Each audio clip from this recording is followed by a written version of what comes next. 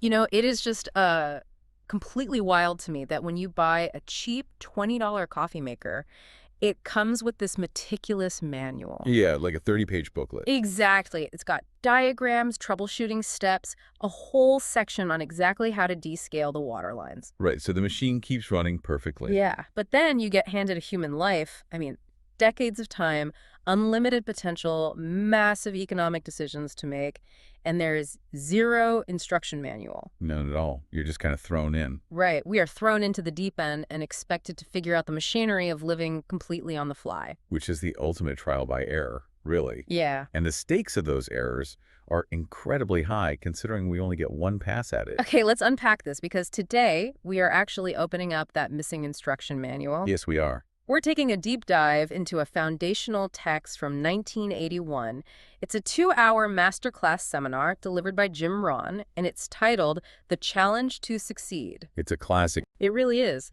And our mission today is to distill this incredibly dense seminar down into the absolute core blueprints that you, listening right now, can use to design a better life. We're skipping the fluff. Straight to the actionable philosophy. But my immediate question, looking at this material, a seminar from the early 80s, immediately brings to mind, big hair, wide ties, and generic hype. Oh, absolutely. The Yep. classic motivational speaker vibe. Right. So are there actual timeless mechanics here that apply to our modern, hyper-distracted, swipe-heavy world? What's fascinating here is that Ron avoids that classic motivational hype trap entirely. Really? Yeah, he isn't just pumping up the audience with empty ears. He offers a rigid, structural framework. He connects personal growth directly to economic outcomes. Okay, that makes sense. And he explicitly points out that enthusiasm alone is useless. I mean, getting excited about lifting 200 pounds doesn't build muscle. Right, obviously. It only works unless that excitement instantly converts into the physical discipline of actually lifting the weights. And that framework starts with a pretty brutal reality check about how we actually get paid. It's the value equation. Yes. He says, you do not get paid for your time. You get paid for the value you bring to the marketplace during that time. Which requires a complete pivot in how you view your career. Yeah, a total mindset shift. The primary question you should be asking on a job isn't, what am I getting paid?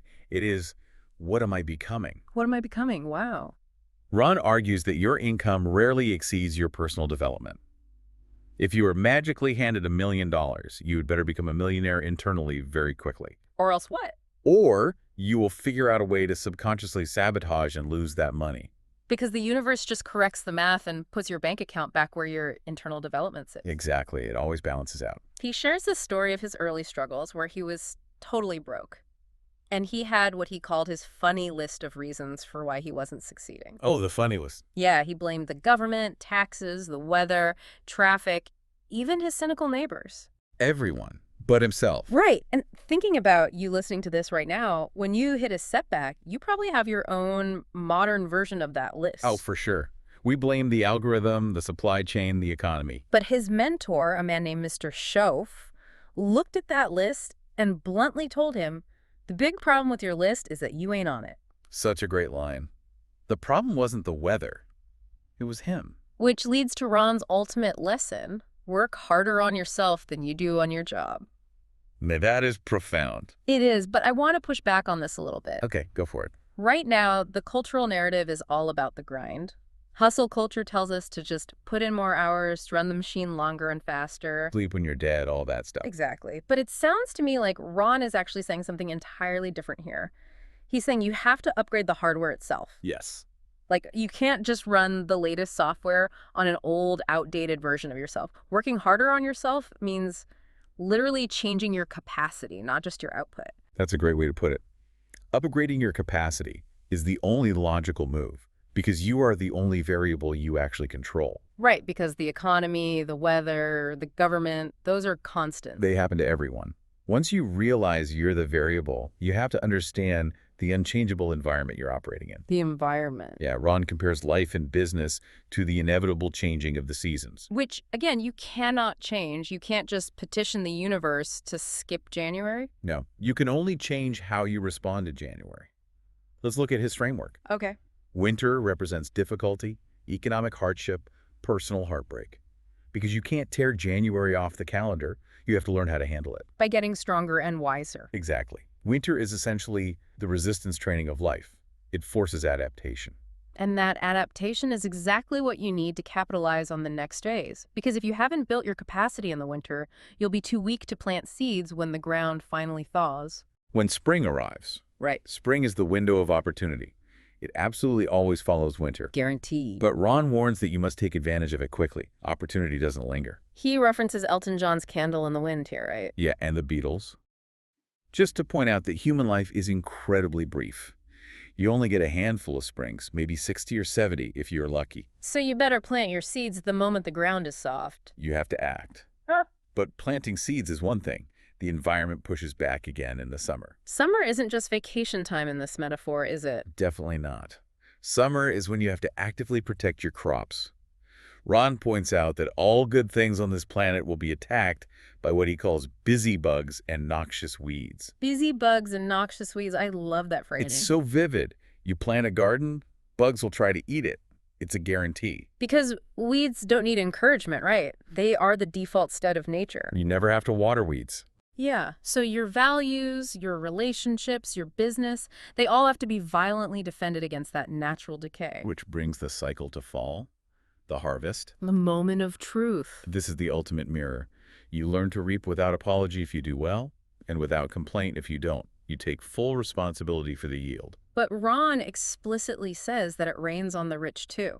It does. The exact same winter happens to the millionaire and the bankrupt person. So if bad things happen to everyone equally, isn't that a bit depressing? How so? Well, are we just supposed to passively accept the winters and the hailstorms? Just shrug and say, oh, well, it's winter. No, it's not about passive acceptance at all. It's about active preparation. Okay. Ron's philosophy here is perfectly encapsulated in his quote, "Don't wish you were easier, wish you were better." Wish you were better. Yeah, you don't wish for fewer problems, you actively wish for and build more skills. Because the winter is inevitable. Exactly. But how you weather the winter is dictated entirely by your level of personal development. That makes a lot of sense. So if the seasons are the unchangeable environment, what are the actual physics governing our actions within those seasons? Ron turns to some incredibly ancient texts for this.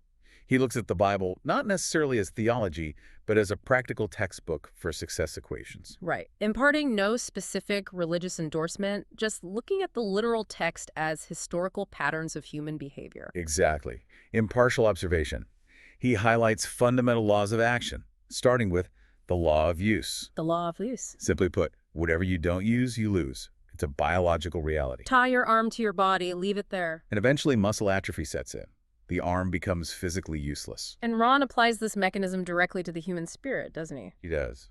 Ambition, faith, vitality, these aren't static traits.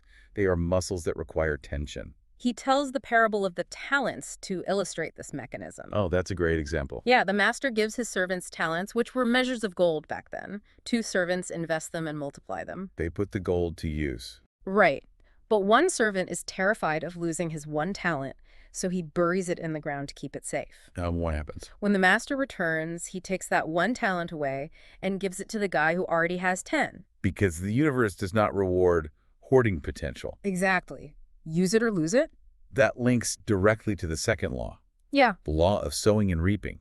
This law is dual-sided. It has a negative mechanism, right? Yeah, if you plant thistle, you get thistle. You Mm. can't plant thistle and be shocked when pumpkins don't pop up. Right. But it's also wonderfully positive. Plant pumpkins, get pumpkins.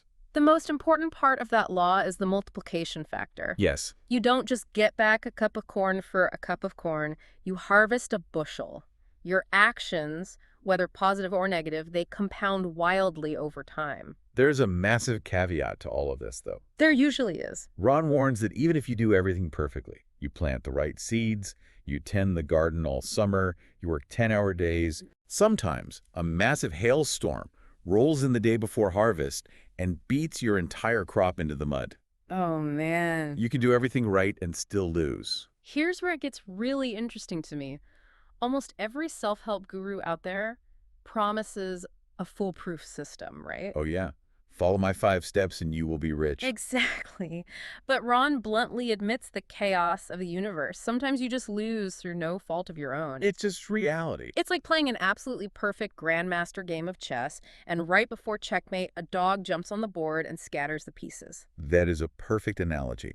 And if we connect this to the bigger picture, admitting that the dog might jump on the board is actually what builds true resilience. How do you mean? Well, if you believe your system is foolproof, the first hailstorm will completely break your spirit. You'd internalize the failure. Right, you'd think you're fundamentally broken. But Yeah. by accepting that loss is sometimes just the nature of the planet, you protect your mindset. You look at the mud and say, okay, that was the hail. What do I plant next? Exactly, you just reset. But if we accept that a random hailstorm might wipe out our crop, we can't afford to plant randomly. No, the stakes are too high. We need intentional architecture for what seeds we put in the ground. A meticulously planned, goal-setting blueprint. And Ron's blueprint starts with a foundational rule. Reasons come before answers. Life hangs on to the answers until you find the reasons. Yes. He uses Andrew Carnegie as a prime example. Carnegie's goal was to spend the first half of his life accumulating wealth and the second half giving it all away. That's a huge goal. But that incredibly profound reason fueled him to build a massive empire. The why dictates the how. But your reasons don't have to be noble at all, do they? Not at all. Sometimes nitty-gritty, petty reasons are the most powerful fuel. He tells his agonizing story about a little Girl Scout coming to his door. Oh, the cookie story. That one hurts. It really does. She's selling cookies for $2. And he was so broke he couldn't afford a $2 box. Just a gut punch. Right. But instead of admitting that, he lied to this little girl and said he already bought plenty. And the profound shame of that moment was his catalyst. He shut the door and said, I have had it with lying and I've had it with being broke. It just launched him. He also tells a story about being harassed by a debt collector from Budget Finance. Oh, yeah. The guy called him names, threatened him.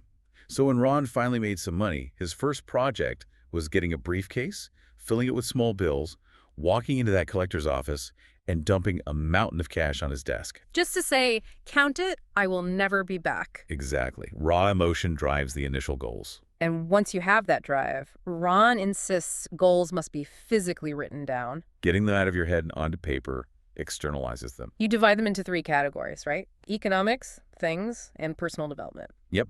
You need the big long-range dreams, but you also need short-range goals to act as immediate confidence builders. See, I do want to question the things category. Okay. Is it a bit shallow to meticulously list out material things we want to buy? Like putting a specific car or a luxury watch on a profound life blueprint? It sounds shallow, but this raises an important question about human psychology. How so? Ron organically discovered something that modern neuroscience now calls the dopamine reward loop. Oh, interesting. Checking off a small material goal releases dopamine.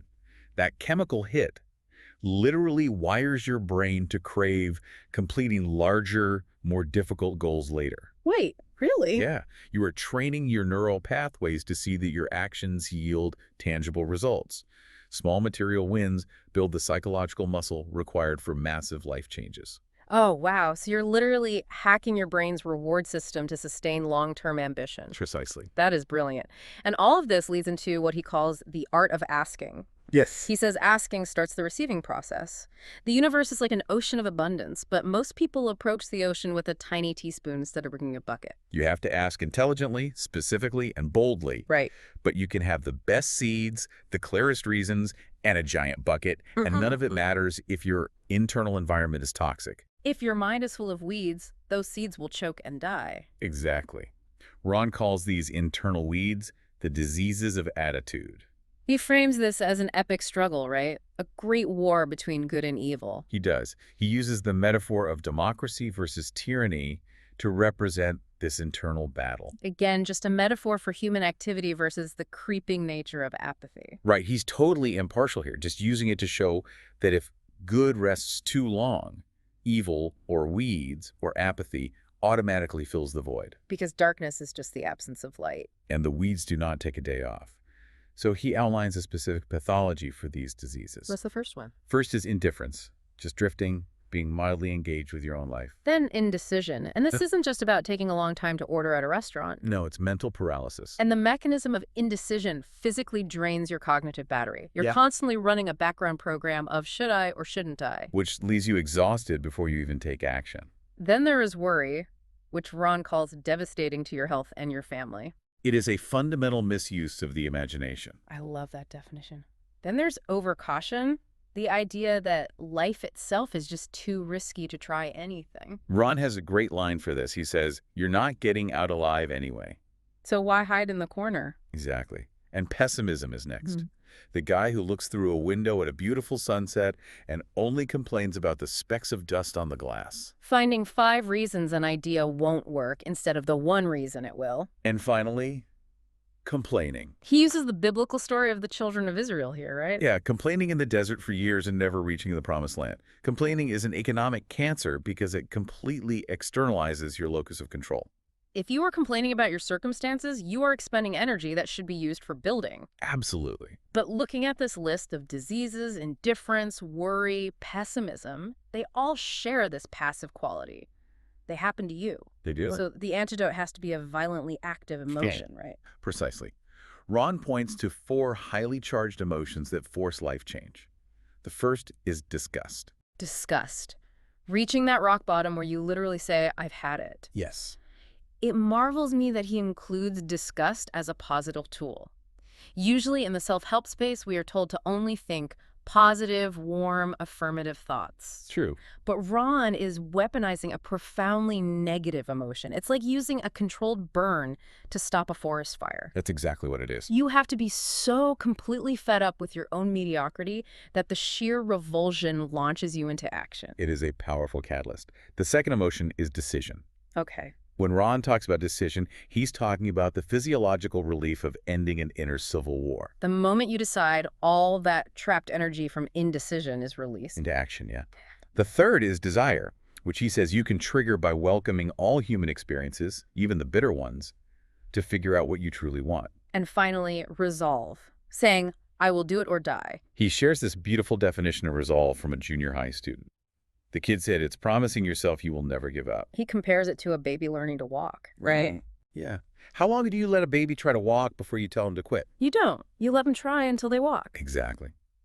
But that burst of emotion, whether it is disgust or desire, must ultimately culminate in discipline. Emotion gets you off the couch, but discipline builds the new house. You cannot just leap about enthusiastically. Yeah. You have to put in the reps day after day. Well, let's zoom out and summarize this blueprint we've unpacked today. Let's do it. According to Jim Rohn, success is not a butterfly that you chase around the yard. It is something you attract by becoming a person of above average value. You have to understand that the winters will come, and you use them to build capacity. You have to meticulously plant the right seeds, write down the nitty-gritty reasons driving you, and ruthlessly pull the weeds of bad attitudes out of your mind every single day. I want to leave you with one final thought to mull over as you process all of this. Okay. Throughout this seminar, Ron constantly repeats that the major key to your better future is you. But remember, the law of sowing and reaping. The fact that everything we do multiplies. A cup of corn becomes a bushel. Yeah. What if the ultimate goal of working on yourself isn't just for your own bank account? What if, by turning yourself into a person of immense resilient value, you eventually become the springtime, Oh, wow. the opportunity, or the catalytic reason for someone else who is currently stuck in their own bitter, unyielding winter? Upgrading the hardware so you can run a program that helps everyone else. I love that. It changes everything. It really does. Thank you so much for joining us on this deep dive into Jim Rohn's philosophy. We hope you have a great rest of your Monday. Take a little time tonight to do a new inventory of yourself before tomorrow begins. Figure out what you're truly disgusted by. Exactly. Remember, no one hands you the instruction manual for your life. You have to write it yourself. Catch you next time.